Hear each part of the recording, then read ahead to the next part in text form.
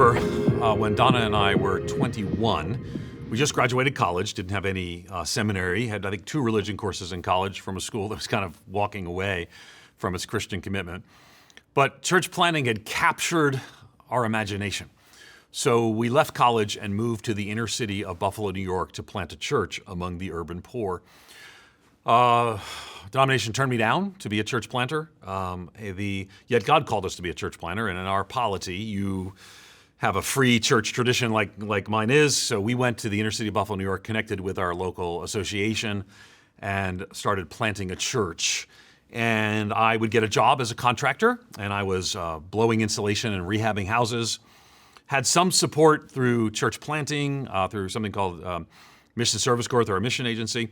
And then we had a sponsor church, we had a mother church, and we began this journey of church planting. And then along the way, I realized I didn't know a lot about theology or more, so I started doing my seminary degree.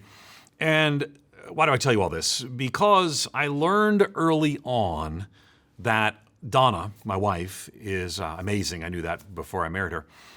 And is an amazing servant of the Lord and would come alongside, and we partnered together to plant the church. And she would push aside her own needs and her own relational stability, because I was working as a contractor, going to seminary, and planting a church all at the same time. And I will tell you, it was put stress on the relationship, but I didn't know. My friend Sean Lovejoy explains it this way. He says that sometimes church planters get drunk with the vision. I found it really helpful because I was drunk with the vision.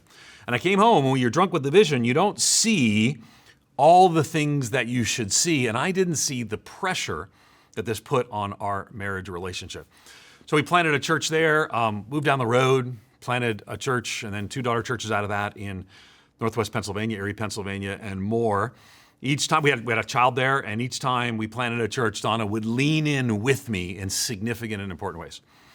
And then we planted subsequent churches, but one of the things that Donna said to me, probably 10 years into our church planting journey, maybe 3 or 4 church plants in, she said to me, I think that every time we plant a church, it impacts our marriage negatively. And I will tell you, it resonated with me. Now, she was very, cautious. I'm not saying that, it put us at the brink or anything of that sort. But she said, as we were going to plant another church, could we find better ways to do this so it didn't impact our marriage and our parenting? Okay, so let me say this. There are 3 things I want you to hear about family relationships that are here. Number 1, church planting is stressful on a family. And if you, as the church planter, in my case, I was drunk with the vision. I was very focused on this. So I'm having a great time reaching people. We had success, praising God. But church planting is hard on a family. And the first priority of your life and ministry should be ultimately to pastor your family. And I started by telling you in some ways that I failed at that. So church planting is hard and stressful on a family. Knowing that will help you plan accordingly. Number 2, church planting knocks you out of balance. Now, church planting isn't a balanced activity, right? There are times when you're all in, times when you can slow down. So it's not so much that people want to say, how do I find life-work balance? I have not found church planting to be a life-work balance experience. But you can't always be out of balance. You have to find the time and the place and the space and the pace to ultimately make it work long-term. And that's multifaceted, right? So I have not thrived in all of these areas, but it's physical, it's spiritual. Let me tell you, the church planting personality appears to be the very thing we assess you for, right? We go through assessment and we're looking for certain characteristics of a self-starter or a go-getter.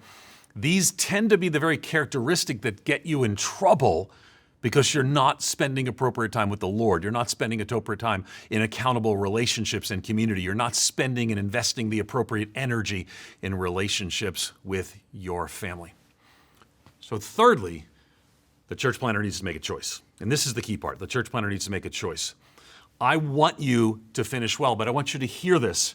I have had dozens of conversations with church planters who ended up leaving the ministry, struggling in their marriages, and more, largely because they did not pay attention to the temperature of the relationships, the strength of the relationships. And I know that when you're drunk with the vision, it's hard to see that. But what I want you to know and to hear is I don't want you 15, 20 years from now to look back and say, man, my kids really regretted the times, if you have children, that we planted those churches.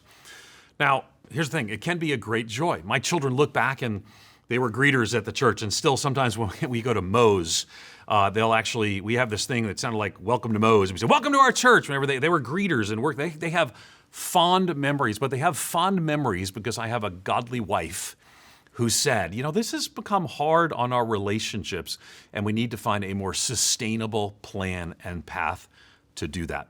So I'm looking back, having planted churches over 3 decades, I'm looking back and I have some regrets. And what I want to say to you is don't learn from all of your own mistakes. You don't have to make all the same mistakes. Hear from me what I'm saying and say, I want to make sure that I have a sustainable path to ministry, where in my marriage, and if I'm married, or with my children, if I have children, that together we're going to walk across this finish line, seeing God glorified, churches planted, people reached, but to do so because we walk through this together for the glory of God and in community.